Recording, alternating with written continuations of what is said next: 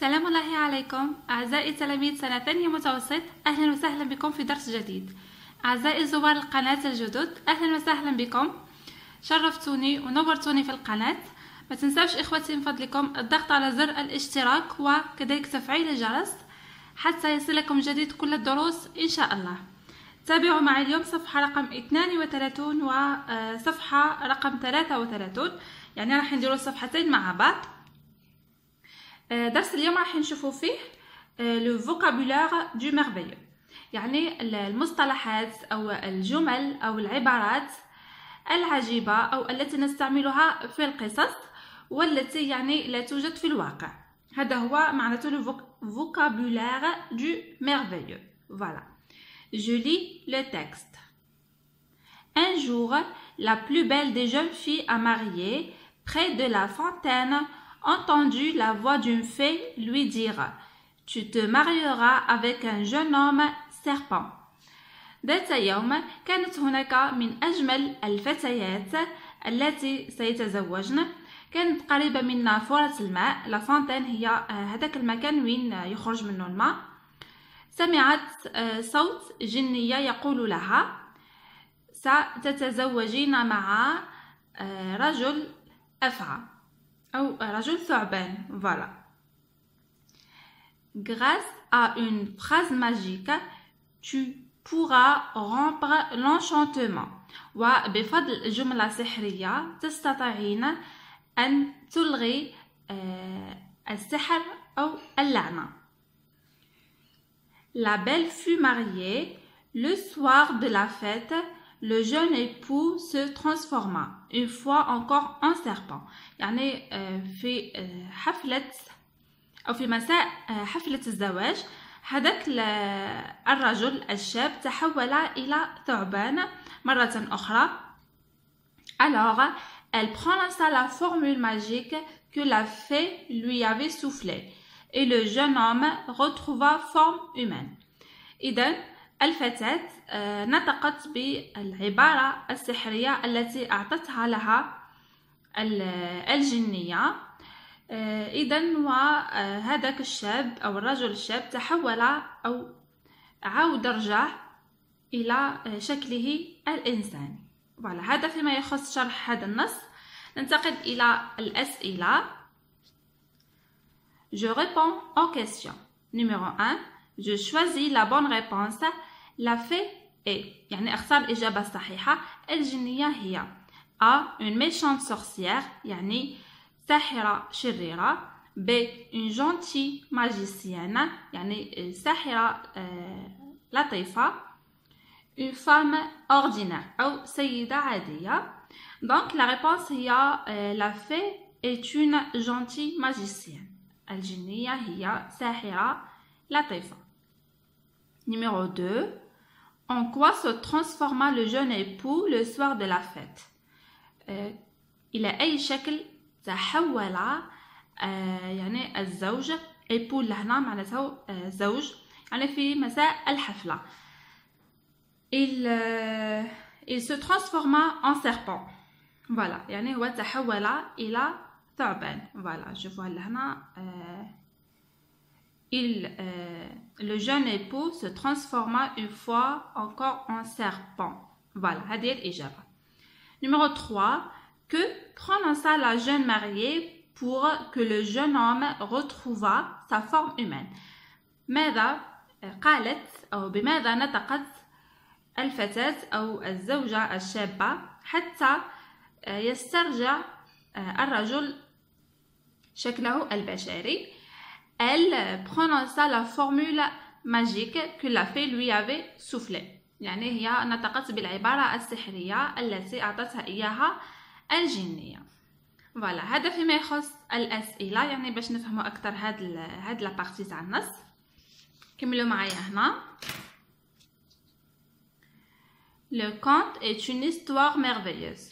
On y trouve généralement يعني القصة أو لو كونت هو قصة رائعة أو يعني جميلة جدا. نجد فيها غالبا des personnages extraordinaires, magiciens, fées, princesses, des animaux qui parlent, des objets magiques, des lieux magnifiques. voilà. يعني في القصة هذه غالبا في أغلب الأحيان رايحين نلقاو فيها les personnages extraordinaires هي الشخصيات الغير عادية، مثلا الساحر، الجنية، la princesse. عندنا des animaux qui parlent هي الحيوانات التي تتكلم، les objets magiques هي الأشياء السحرية، par exemple la baguette magique، la lampe magique. la lampe magique هي المصباح السحري. عندنا enfin des lieux magnifiques يعني أماكن رائعة أو جمالها رائع. voilà. هذا فيما يخص يعني هاد لو بتي رابيل، يعني شغل هادي راني تفكروا بها واش يوجد في القصص. voilà. ننتقل إلى التمارين. voilà. تبعوا معايا مليح يعني باش نفهموا هاد الدرس. Activité numéro 1. Je complète le tableau avec les mots suivants. يعني عندنا هذا الجدول، عندنا personnage bienveillant، personnage maléfique، يعني شخصيات جيدة وشخصيات سيئة، يعني صفاتها جيدة وصفاتها سيئة. فوالا. الحين نشوفوا هاد لي بيرسوناج ويعني نتعرفوا على المعنى تاعهم، وبعدها نصنفوهم كل شخصية في الخانة المناسبة. يعني كل شخصية من هادو المذكورين هنا نحطوا سواء c'est un personnage bienveillant يعني شخصية جيدة وطيبة، أو أنها شخصية سيئة. عندنا enchanteur يعني ساحر أو مشعوذ ولكن أعماله ليست سيئة. فوالا، فهموا معايا مليح. لا في هي الجنية، جيان هو العملاق، جيني هو شخص خارق الذكاء أو عبقري جدا، يعني الذكاء تاعو غير طبيعي. ماج هو هذه الكلمة تطلق على الشخص المجوسي، يعني هما من عبدة النار، ويعني تكون صفته يعني يكون شرير، يعني نوعا ما ربما يكون شرير. ماجيسيان هو الساحر. الساحر هنا ان جينيرال يكون السحر تاعو جيد، يعني نهضر على القصص. فوالا، ماشي نحكي على الحياة العادية، ولكن في القصص الماجيسيان دائما او في اغلب الاحيان يكون يعني جيد. فوالا. اوغر يعني الوحش المخيف، او كما نقولوا احنا بالدارجه تاعنا الغول. فوالا. لا سورسيير هي الساحره، ولا سورسيير دائما نشوفوها تكون ميشانت، يعني غير جيده. برنسيس اميره، برنس امير، فولور هو السارق. فوالا، من خلال هذا الشرح يعني نظن باللي راهو سهل عليكم باش تحطوهم في هذا الجدول. نخلي لكم يعني تحطوهم، وفيما بعد نخلي لكم الأجوبة مكتوبة. يعني من خلال الشرح يعني راهي باينة الشخصيات الجيدة والشخصيات الغير جيدة. ننتقل إلى الصفحة الموالية رقم 33. تابعوا معي أعزائي التلاميذ صفحة رقم 33. نكمل هنا deuxième activité. Complète avec une sorcière هي ساحرة، un mage اللي هو الشخص الذي يتكهن أو الماجوسي أو فوالا. un lutin معناته قزم، وممكن تكون شخصيته شريرة أو طيبة. une fée هي الجنية. utilise le dictionnaire يعني هنا أعزائي التلاميذ ننصحكم يعني جدا باستعمال القاموس حتى تعرفوا المصطلحات. يعني دركا المصطلحات هذه كل واحد كيفاش يفهمها، كل أستاذ كيفاش يعلمها للتلاميذ تاعو. يعني ممكن نلقى في التعليقات واحد يقول لي راكي غلطه، واحد منا. يعني من هنا نقول لكم يعني كل استاذ وطريقته في الشرح، كل استاذ ومعرفته. يعني وانتم حاولوا ترجعوا للقاموس باش يعني ترسخوا المعلومات تاعكم. فوالا. عندنا هنا هذا هو الشخص المتكهن ولا الشخص المجوسي، نسميوه اماج. اون في هذه الجنيه، غالبا ما تكون يعني ماشي غالبا، ديما هي شخصيه طيبه. اون سورسيير اللي هي الساحره، شوفوا معايا ديما نشوفوها شريره. فوالا، ميشانت سورسيير. عندنا ان لوتان هو هذا النوع من الأقزام. فوالا، وهذا كذلك يعني على حسب القصة، أحيانا تكون شخصيته طيبة وأحيانا تكون شخصيته شريرة. فوالا، هذا فيما يخص هاد لي بيرسوناج، يعني نعرفوهم باش نقدروا نوظفوهم في القصص. يعني كيطلب منا أننا نكتبوا قصة أو وضعية إدماجية، راح نوظفوا هاد المعلومات. Activité numéro 3. Avec ton ou ta camarade, lisez chaque extrait, puis soulignez les mots ou les expressions relevant du merveilleux. مع زملائك يعني عاودوا قراو هذا القطاع من النصوص، ثم ضعوا خطوط أو سطروا تحت الكلمات أو العبارات اللي تبين لنا باللي هذيك العبارات العجيبة أو الغريبة اللي ما عندهاش علاقة بالواقع. وديما نلقاو هاد العبارات فقط في القصص يعني الخيالية. لو فوكابولار دو ميرفيو معناته هادوك الأشياء أو الأحداث التي تحدث فقط في القصص الخيالية، يعني ما تقدرش تتجسد أو ما تقدرش تحدث في الواقع. هذا هو لو فوكابولار دو ميرفيو، هكا باش تعودوا تعرفوه. La bonne femme ayant bu l'eau lui dit: vous êtes si belle, si bonne et si honnête que je ne puis m'empêcher de vous faire un bain. المرأة الطيبة بعد أن شربت الماء قالت لها: vous êtes أنت جميلة جدا، أنت طيبة وكذلك أمينة أو صادقة. يعني هذا الشيء شجعني باش نعطيك شيء جيد أو un don. هذه c'est comme un cadeau. فوالا، نسميوها بالعربية الهبة. فوالا، الهبة أو الهدية. C'était une fée qui avait pris la forme d'une pauvre femme du village pour voir jusqu'où irait l'honnêteté de cette jeune fille. يعني هذا الكلام قالته جنية كانت يعني تحولت إلى امرأة فقيرة من القرية. يعني هذيك الجنية بدت لا فورم تاعها ولات تبان مرأة فقيرة، وقالت هذا الكلام للمرأة الطيبة حتى تختبر مدى صدقها. فوالا، pour voir jusqu'où irait l'honnêteté de cette jeune fille. يعني هي دارت روحها فقيرة وحبت تختبر مدى أمانة وصدق هذيك المرأة. Je vous fais pour don, poursuivit la fée, qu'à chaque parole que vous direz, il vous sortira de la bouche ou une fleur ou une pierre précieuse.